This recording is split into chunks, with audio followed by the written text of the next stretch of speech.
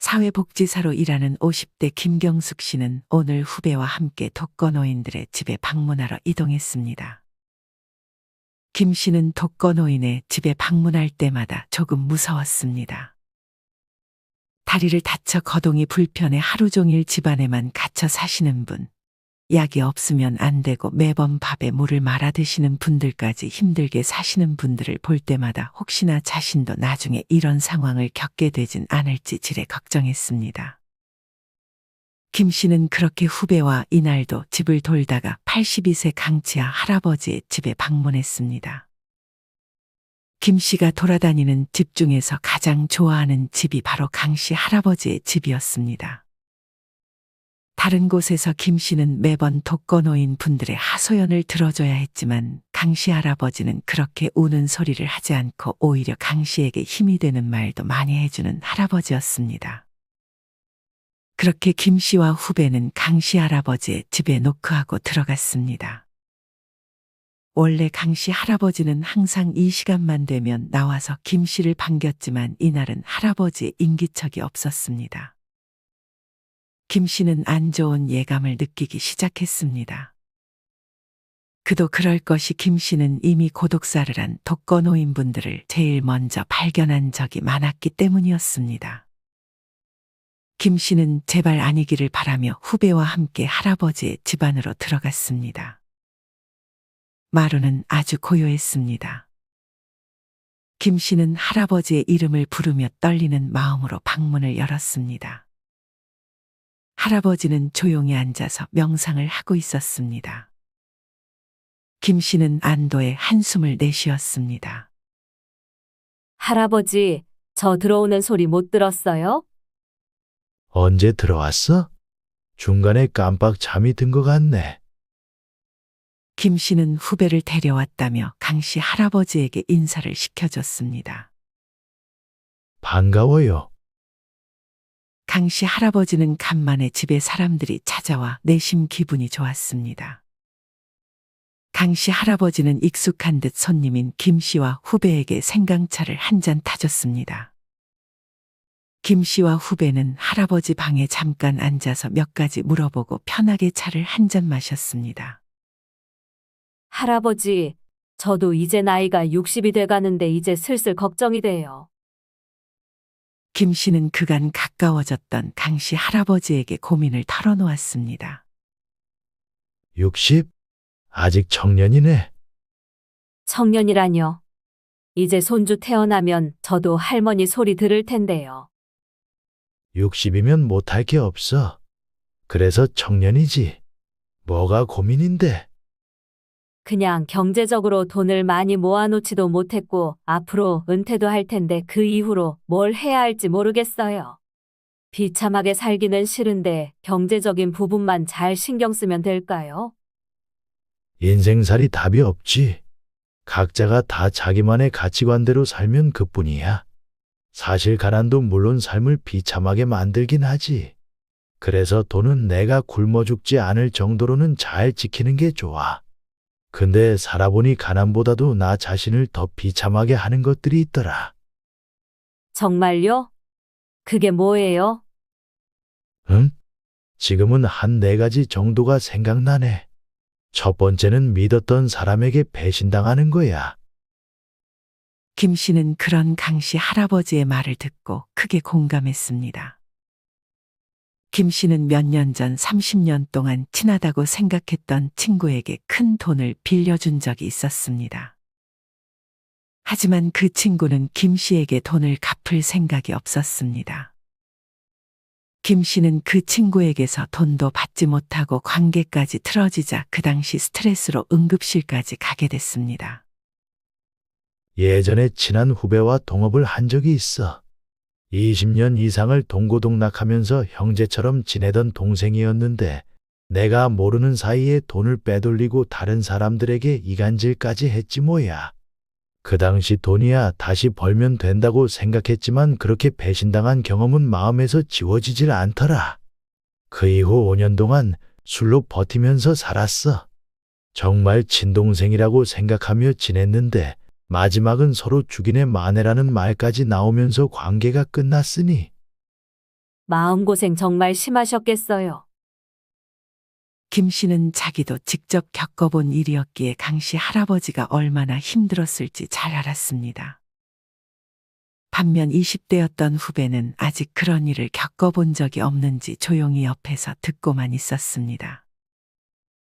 믿었던 사람이 내 등에 칼을 꽂는데 그게 내가 친동생처럼 아끼는 사람일 줄은 정말 몰랐지. 그때 느낀 건 배신은 원래 제일 가까운 사람이 하는 것이라는 거야. 믿는 도끼에 발등 찍힌다는 말이 괜히 나온 말은 아니었던 거지. 배신을 당했다는 사실을 알았을 때는 정말 심장이 내동댕이 쳐진 느낌이었어. 강 씨 할아버지가 나이 들어 가난보다 나를 비참하게 하는 첫 번째로 말한 것은 바로 가까운 사람의 배신이었습니다. 여러분은 가까운 사람들에게 배신을 당해본 경험이 있으신가요? 아마 한 번쯤은 다들 이런 경험이 있으셨을 것입니다. 만약 이런 경험이 없다면 아주 운이 좋은 사람이지 않을까 생각합니다. 예전에 삼성의 고 이건희 회장님은 개를 좋아한다고 밝힌 적이 있었습니다. 기자가 왜냐고 물으니 개는 절대 배신을 하지 않는 것이 이유라고 했습니다. 인생에서 배신을 당하는 경험만큼 비참한 경험은 많지 않을 것 같습니다. 직장에서는 잘 챙겨주던 후배가 뒤에서는 나를 욕하며 다른 선배한테 붙어먹을 수도 있고, 가정에서는 배우자의 외도로 인해 배신을 당할 수도 있습니다. 하지만 이렇게 배신을 당하는 상황에서 자신을 바보 취급할 필요는 없습니다. 사실 아무리 똑똑한 사람이라도 한 번쯤은 배신도 당하고 속기를 하기 마련입니다. 어떨 때는 자신이 똑똑하다는 그 자부심 때문에 사람에게 더 잘 속는 경우도 있습니다. 인간에게는 망각 본능이라는 것이 있습니다. 한번 크게 배신을 당하면 다시는 속지 말아야겠다고 생각하지만 시간이 지나고 상처가 잊힐만 하면 또다시 같은 실수를 되풀이하게 되기도 합니다. 과거에 배신을 당하고 나서도 또 한 번 속을 수 있다는 것을 잊은 채 또 사람을 믿고 또 한 번 배신을 당하면 자신이 바보처럼 느껴질 수도 있습니다. 하지만 이런 망각 본능은 사람들이 살아가기 위해서 꼭 필요합니다.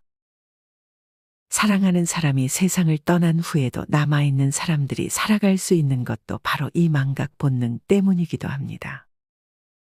목숨이 위태로운 교통사고를 당하고 또다시 운전을 할 수 있는 것도 마찬가지입니다. 그렇다고 배신을 당하고 그 기억을 잊고 똑같은 배신을 또 당하는 것은 당연히 좋지 않습니다.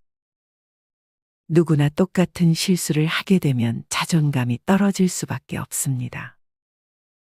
다만 배신을 당한 그 기억만큼은 그 정도에 따라 다르겠지만 언젠가는 시간이 지남에 따라 잊혀질 수 있다는 사실을 기억해야 합니다. 누구나 배신을 당하고 나면 사람을 상대하는 것이 무서워질 수밖에 없습니다. 연인이 바람을 피거나 배우자의 외도를 알게 되면 그 충격은 감히 말로 표현할 수 없을 것입니다.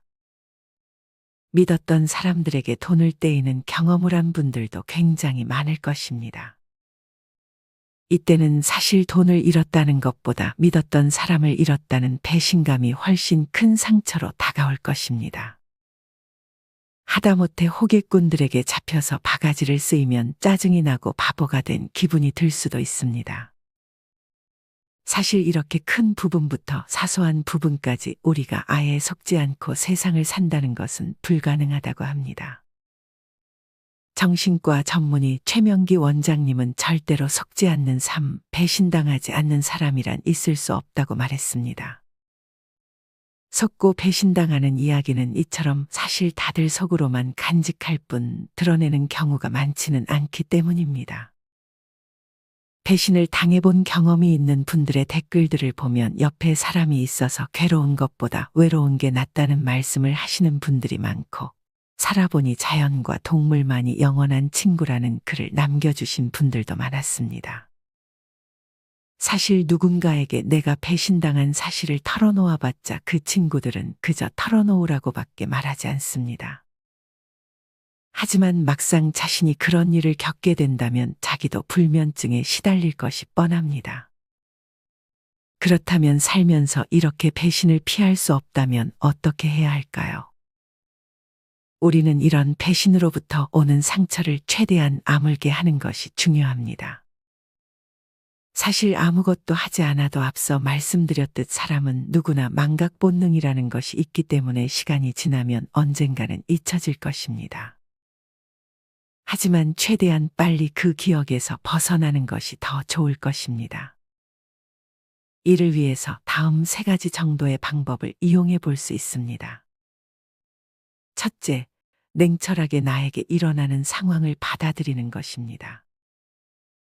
먼저 현재 일어난 상황을 좋게 해석하려고 하며 그 사람과 관계를 회복할 수 있다는 희망을 버리고, 만약 여러분의 에너지를 뺏어가는 사람이라면 단호하게 정리하는 것이 나중을 위해 더 낫습니다. 그 사람이 가족일지라도 나를 힘들게 하고 상처를 준다면 최대한 가까이 하지 말고, 애인이라고 해도 마냥 나를 어떤 소유물 정도로 생각한다면 그냥 헤어지는 것이 더 좋습니다. 둘째, 스스로 상처를 더욱 덧나게 하지 않는 것입니다. 인간의 뇌는 긍정적인 것보다 부정적인 것을 먼저 떠올리기 마련입니다. 특히나 이런 기억을 하면서 무조건 자기를 탓해서도 안 됩니다. 배신을 당한 사람은 어찌 보면 피해자이지만 내가 왜 그런 일을 당했을까 하며 스스로를 자책하는 분들도 많습니다.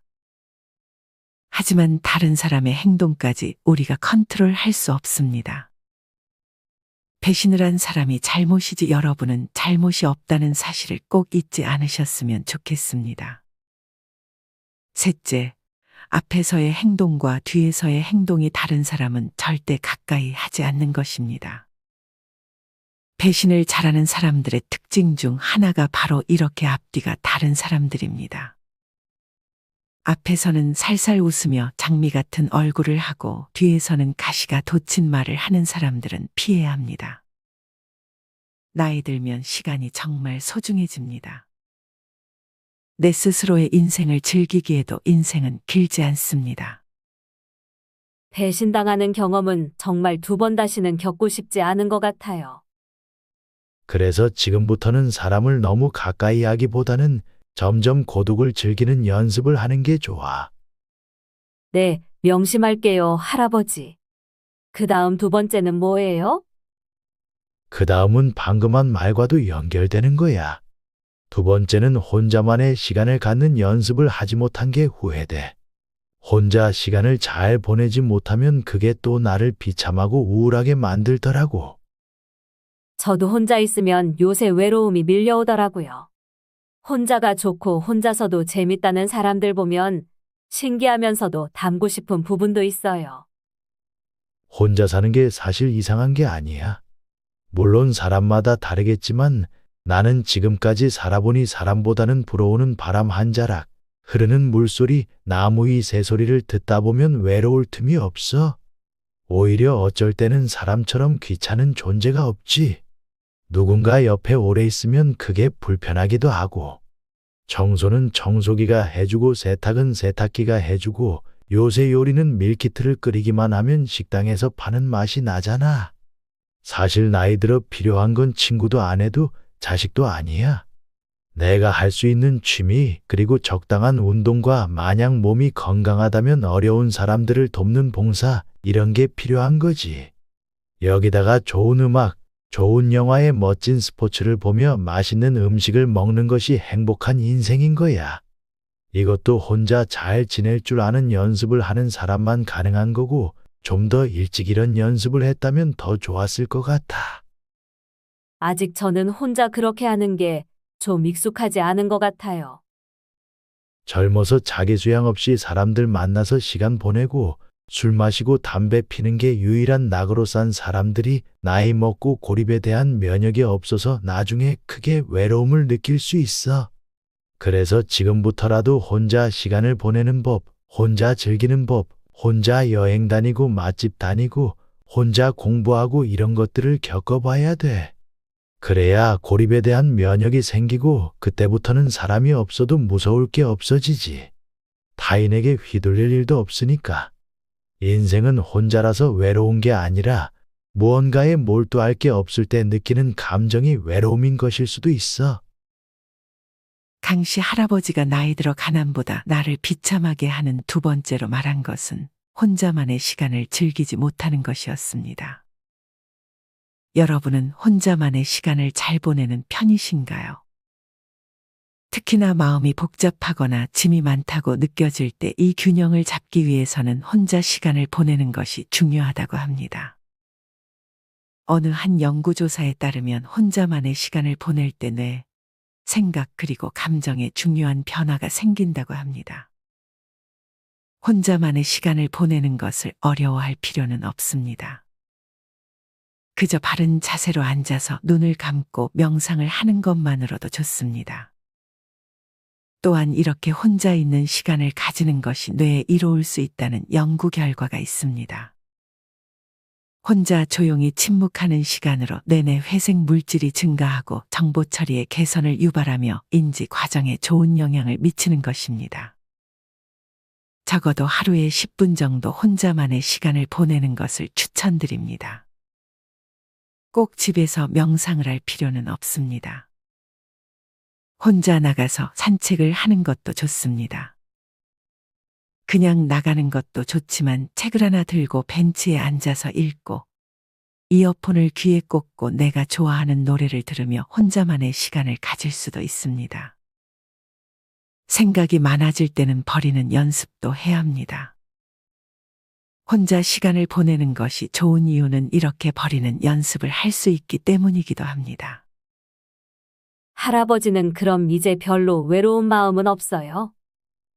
난 이제 외로운 마음이 들지는 않아. 인간은 원래 혼자 태어나 혼자 가는 존재인지라 이제는 혼자가 마음 편하고 좋아. 혼자 잘 놀고 시간이 많아도 이제는 전혀 심심하거나 하지 않아. 하지만 몇 년 전까지만 해도 그런 시간들이 참 지옥처럼 느껴졌어. 저도 얼른 외로움이 뭔지 모르고 살고 싶네요. 할아버지는 다른 분들과는 달리 혼자 요리도 잘 해드시는 것 같네요. 강씨 할아버지는 이날도 혼자 그 어렵다는 잡채를 해서 식사를 한 듯 보였습니다. 예전에는 무조건 아내가 해주는 밥을 먹었는데 아내가 떠나고 밥 먹는 게 참 힘들더라. 남자들도 이제는 부인이 있어도 음식할 줄 알아야 돼. 요리를 젊을 때 배우지 않으면 더 늙었을 때 분명 후회하게 되니까. 이 말을 저희 남편한테도 해주셨으면 좋겠네요. 지금 보시는 건 유튜브예요? 요즘 느지막하게 괜찮은 나만의 친구가 생겼는데 그게 바로 유튜브야. 유튜브만 있으면 시간이 정말 잘 간다니까. 외로울 틈이 없어. 김 씨는 강씨 할아버지에게 그래도 자주 보면 눈 나빠지니까 너무 가까이서 보지는 말라고 걱정했습니다. 두 번째가 혼자서도 시간을 잘 보내는 연습, 그 다음 세 번째는 뭐예요? 강씨 할아버지는 잡채를 맛보라며 잡채를 내어주고 그 다음 세 번째에 대해 말해주기 시작했습니다. 세 번째는 바로 하고 싶은 걸 할 시기를 놓쳐버리고 그간 미뤄둔 것들이 너무 많았다는 사실을 깨달았을 때야. 간이 딱 맞는 잡채를 한 입 먹으며 김 씨는 할아버지의 말에 귀를 기울였습니다. 내가 예전에 공원에서 어떤 90대 노인과 대화를 나눈 적이 있거든. 그 노인한테 가장 후회되는 일이 뭐냐고 물으니 자기가 70세 때 20년 더 살 줄을 모르고 아무것도 배우지 않은 것이라고 답하더라. 나도 다시 20년 전으로 돌아간다면 두려워도 내가 하고 싶은 거 마음껏 도전해 볼 것 같아. 까짓거 실패 좀 하면 어때? 진짜 실패자는 아무것도 시도하지 않는 사람이라는 말이 있잖아. 강씨 할아버지의 말을 들은 김 씨와 후배는 생각이 많아 보였습니다. 소중한 게 있으면 뒤로 미루면 안 돼. 카르페 디엠이라는 말 들어봤지? 지금 살고 있는 현재 이 순간에 충실하라는 뜻이야. 지금 오늘 당장 내가 하고 싶은 것을 마음껏 도전해보는 거지. 꼭 거창할 필요는 없어. 오히려 처음에는 쉬운 것부터 해보는 것도 좋지. 강씨 할아버지가 나이 들어 가난보다 나를 비참하게 하는 세 번째로 말한 것은 바로 미루고 미루다 때를 놓쳤다는 생각이 들었을 때였습니다. 정말 하고 싶은 것을 미루고 미루다 영영 그것을 하지 못하는 상태가 됐을 때 어떤 기분이 들 것 같으신가요? 그때 했어야 했는데 용기를 좀 내볼 걸 하고 후회와 미련이 한가득으로 남을 것입니다. 나이가 들수록 시간이 빨리 간다고 느껴진다는 말을 들어보셨을 것입니다. 미국의 어느 한 신경학자는 19에서 24세의 학생들과 60에서 80세 중장년들을 대상으로 3분이라는 시간을 속으로 재라고 한 후 3분이 다 지난 것 같을 때 버튼을 누르라고 지시했습니다. 이 결과 학생들은 평균 3분 3초 후에 눌렀고 중장년들은 평균 3분 40초가 지나서야 버튼을 눌렀다고 합니다. 프랑스의 철학자 폴은 방금 실험 결과를 보고 10세 아이에게 1년은 인생의 10분의 1이지만 80세 노인의 1년은 인생의 80분의 1로 느끼기 때문에 나이가 들수록 시간이 더 빨리 흐른다고 느낀다라고 말했습니다. 나이 들수록 시간이 빠르게 흘러간다고 느껴지는 원인 중 하나가 바로 도파민입니다. 도파민은 행복 호르몬이라고 불리는데 쾌락이나 행복을 느낄 때 분비되는 호르몬입니다. 도파민은 20살 때 가장 많이 나와서 이후 10년이 지날 때마다 조금씩 감소한다고 합니다. 이렇게 도파민이 감소하게 되면 호흡과 혈압, 맥박 등의 생체 시계가 느려지면서 시간이 빨리 흐르는 것처럼 느껴진다고 합니다. 도파민, 즉 행복과 쾌락은 새로운 경험과 도전과 연관되어 있는데 나이 들수록 똑같은 일상이 반복되고 도전과는 거리가 멀어져 점점 도파민 분비가 적어지게 되어 체감 시간이 빨라지는 것입니다. 만약 빠르게 흘러가는 시간이 아깝게 느껴진다면 새로운 도전이 여러분의 시간을 더디게 가게 만들어줄 수 있을 것입니다. 이 밖에도 습관 하나가 인생의 시간을 낭비하게 만들 수 있습니다. 다음은 미국의 작가이자 저널리스트 크리스틴 윙이 라이프해커라는 정보 사이트에서 소개한 내용입니다. 나이 들어 후회하는 시간을 낭비하는 습관 첫 번째. 유익하지 않은 관계를 이어가려 혼자만 애쓴다. 댓글을 보면 이런 관계를 잘 끊지 못하고 많은 돈과 시간을 낭비한 분들이 많은 것 같습니다. 작가는 그 사람과 관계를 잘 이어가고 싶은 이유가 좋은 이유가 아니라면 불행을 더 길어지게 하고 나에게 가장 중요한 문제에 집중하지 못하게 만들 뿐이라고 말했습니다.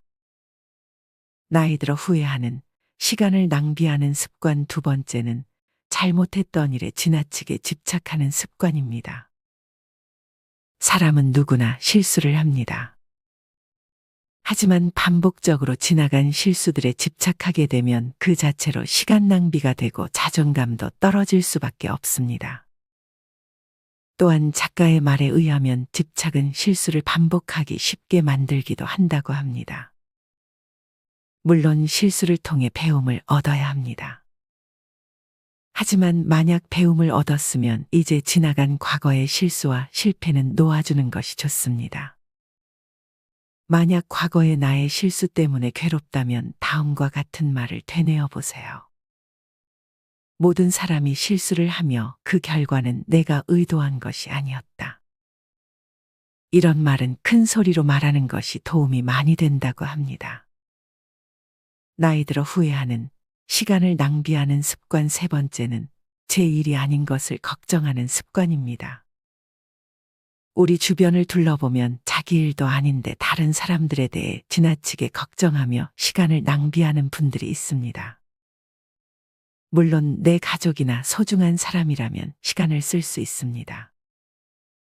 하지만 문제는 별로 중요하지도 않은 어찌 보면 사소한 문제들까지 다른 사람들의 문제에 대해 신경 쓰고 심지어는 해결해 주느라 많은 시간을 보내는 것입니다.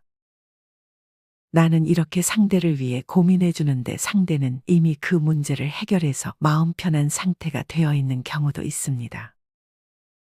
예를 들어 부모님의 병원비를 구하지 못한 상대를 물심양면 도와주기 위해 이곳저곳 정보를 알아보고 해결책을 말해 주려는데 상대는 이미 병원비를 어딘가에서 구해놓은 경우가 이에 해당할 것입니다. 상대는 그렇게 해결한 것들을 나에게 알려주지 않아서 나만 상대를 위해 애꿎은 시간만 날린 꼴이 되는 것입니다. 여러분은 노년의 소중한 시간들을 잘 활용하고 계신가요?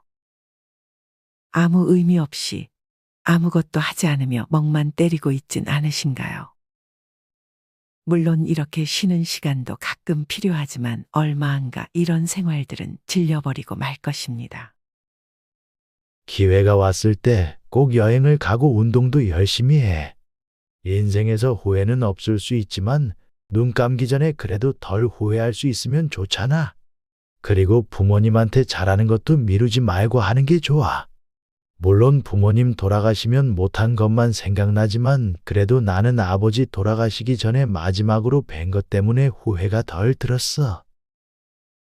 강씨 할아버지는 아버지가 돌아가실 적에 10만 원짜리 기능성 패딩과 10,000원짜리 전복죽, 3,000원짜리 식혜를 사들고 갔다며 내복 차림에 아버지께 패딩을 입혀드렸다고 했습니다. 그때 강씨의 아버지는 어디가 아픈지 그동안 무슨 일이 있었는지 강씨에게 말씀하셨다고 했습니다. 강씨는 그렇게 아버지와 웃고 떠들었던 그날을 기억했습니다. 강씨의 아버지는 강씨가 돌아가기 전에 3만 원 현금을 쥐어주며 밥을 사 먹으라고 했는데 강씨 할아버지는 아직도 아버지가 주신 돈 3만 원을 쓰지 못하고 있다고 했습니다. 김 씨는 그런 강씨 할아버지의 손을 꼭 잡아주었습니다. 이제 마지막인가? 갈 시간 되지 않았어? 이 말만 마지막으로 듣고 갈게요, 할아버지. 그래. 그럼 마지막 네 번째에 대해서 말해줄게. 네 번째는 건강하지 못해 자식들에게 부탁하게 되는 것, 그럴 때마다 자식들에게 안 좋은 소리를 듣는 것이 비참하지. 김 씨는 아직은 그래도 자식에게 병원에 데려다 달라고 부탁하거나 하지는 않았습니다. 하지만 자식들은 성인이 되고 나서 김 씨가 핸드폰을 다룰 줄 몰라 조금만 물어봐도 귀찮아했습니다. 김 씨는 할아버지의 말을 듣고 나중에 몸이 안 좋을 때 자식들에게 부탁하면 자식들의 반응을 보고 상처를 입을 것 같다는 생각을 하기도 했습니다. 사지가 멀쩡하다는 건 엄청난 행복이자 희망과 가능성이 있다는 말이야. 유튜브 댓글을 볼 때 이런 글들 본 적 있을 거야. 병들어 아파서 주변 사람들에게 어려움을 주는 것보다 편안하고 행복하게 생을 마무리하도록 안락사를 시급히 도입하는 것이 좋다는 등 안락사에 찬성하는 사람들이 많이 있어. 물론 평안하게 생을 마감하고 싶다는 희망도 담겨 있지만 그 외에 내가 아파서 주변 사람들을 괜히 힘들게 하거나 고생시키고 싶지 않은 마음도 들어있는 거지. 건강하지 못해서 특히나 자식들에게 짐이 되는 것만큼 비참한 게 없어. 강씨 할아버지가 나이 들어 가난보다 나를 비참하게 하는 네 번째로 말한 것은 몸이 아파 자식들에게 짐이 되는 상황이었습니다. 여러분은 혹시 자식들에게 병원에 데려다 달라고 하는 등 몸이 안 좋아서 무언가 부탁을 했을 때 자식들로부터 안 좋은 소리를 들어본 경험은 없으셨나요? 물론 한 걸음에 달려와 부모님을 챙기는 자식들도 있겠지만 대개는 오긴 오더라도 투덜대는 말을 많이 할 것입니다. 몸도 아픈데 자식들한테 그런 말까지 들으면 나 자신이 참으로 비참하게 느껴질 것입니다. 많은 분들이 노년의 건강을 1순위로 뽑는 이유는 당연히 몸이 안 아파야 삶의 행복도가 증가하는 것도 있지만 자식들한테 짐이 되는 것을 피하기 위해서 건강 관리에 신경을 쓰는 분들도 많습니다. 내리사랑이라는 말이 있습니다. 자식에 대한 부모의 사랑과 헌신은 본능적이고 무조건적인 반면 부모에 대한 자식들의 사랑과 헌신은 본능적이지도 무조건적이지도 않습니다. 하지만 만약 건강이 안 좋아진 상황에서는 자기도 모르게 자식들에게 의지하려는 마음은 어쩔 수 없이 생기게 됩니다. 이와 관련해서 예전에 청춘기록이라는 드라마에서 나온 상황이 잘 설명해 줍니다. 내용은 다음과 같습니다. 젊었을 때 아들에게 잘해준 게 없었던 아버지는 할아버지가 되어 아들의 집에 얹혀 살았습니다. 할아버지는 자연스럽게 눈칫밥을 먹어야 했기에 집에서는 거의 입을 닫고 있었습니다. 이 할아버지에게는 손자가 둘이 있었습니다. 큰 손자는 은행에 다니며 돈을 잘 벌었습니다. 작은 손자는 얼굴이 잘생기긴 했지만 제대로 된 직업을 가지지 못해 집에서 구박을 받았습니다. 이 집안의 중심은 자수성가한 할아버지의 아들이었습니다. 하지만 아들은 틈만 나면 할아버지를 무시하고 작은 손주에게 윽박을 질렀습니다. 그러던 어느 날 상황이 반전되었습니다. 할아버지가 시니어 모델이 되어 돈을 벌게 됐고 작은 손주 역시 연예계에서 대스타가 된 것입니다. 이와 동시에 할아버지의 아들은 몸에 탈이 나 일을 그만두었습니다. 할아버지는 자신이 번 돈을 기꺼이 아들에게 건넸습니다. 너를 위해 번 돈이라며 말이죠. 이후에 작은 손주도 아들을 도와줬지만 할아버지의 아들은 자꾸만 작은 손주에게 의존하고 싶지 않으면서도 자꾸 의지하게 되는 마음 때문에 갈등이 생기는 이야기였습니다. 많은 부모님들이 자식들만 잘 살면 바라는 게 없다며 절대 자식에게 바라지도 기대지도 않을 것이라 다짐합니다. 하지만 우리 부모님들은 나이가 들어 무슨 일만 생기면 자식들의 얼굴이 먼저 떠오르기 마련입니다. 전화를 걸까 말까 통화 버튼에 손을 갖다 댔다가 말았다를 반복합니다. 학력이나 출세, 재산과 관련 없이 돈이 많든 적든지 간에 나이든 부모님은 자식에게 의지하고 싶은 마음이 생기는 것은 당연하다고 합니다. 이 중 건강을 잘 챙기지 못한 경우에는 자식들에게 의존하고자 하는 마음이 강하게 든다고 합니다. 그 어떤 부모님도 건강하지 못해 자식에게 의존하고 싶은 부모님은 없을 것입니다. 그렇기 때문에 우리는 건강에 대한 중요성을 다시 한번 상기시키고 열심히 건강 관리를 해야 합니다. 벌써 시간이 이렇게 됐네. 이제 퇴근 시간 아니야? 하지만 김 씨는 할아버지의 이야기를 더 듣고 싶었습니다. 다행히 후배도 같은 마음이었습니다. 그냥 가긴 좀 아쉬운데 하나만 더 말해줄 수 있어요? 강 씨 할아버지는 이제 좀 허기가 지다며 간단하게 하나만 더 말해주겠다고 답했습니다. 강 씨 할아버지는 마지막으로 마음의 평안에 대해서 조언했습니다. 늙으면 자존감이 낮아져 아집이 심해지고 쉽게 버럭하며 허세를 부리기도 쉬워져. 그러다 보면 주변 사람들과 다투기도 쉬워지지. 그래서 나는 항상 마음을 비우고 자기 수양하면서 조용히 혼자만의 시간을 즐기려고 노력해. 사실 진정한 친구가 없으면 실패한 인생이라는 얘기 따위는 그냥 말장난에 불과한 거야. 그리고 이런 것에 만족하며 사는 게 내 마음의 평화를 위해서 좋은 것 같아. 강 씨 할아버지는 나이 들어 마음의 평안을 위해 일상의 루틴을 잘 만들어 놓는 것이 중요하다는 말을 꺼냈습니다. 퇴직한 사람들을 보면 불면증을 호소하는 분들이 많습니다. 이런 불면증의 요인으로 퇴직 후의 불안감이 가져다주는 스트레스도 있지만 이보다 더 큰 요인은 생활의 패턴이 무너져 버렸기 때문일 수 있습니다. 출근할 곳이 없으니 아침에 일찍 일어날 필요가 없어지고 마땅히 할 일도 없으니 소파에 누워 TV를 보며 시간을 때우는 것입니다. 이것이 반복되다 보면 정신적으로도 무력감이 생겨 심각한 우울증이 생길 수도 있습니다. 퇴직 후에는 불규칙적인 생활에 빠지지 않도록 나름대로의 루틴을 정해놓는 것이 중요하다고 합니다.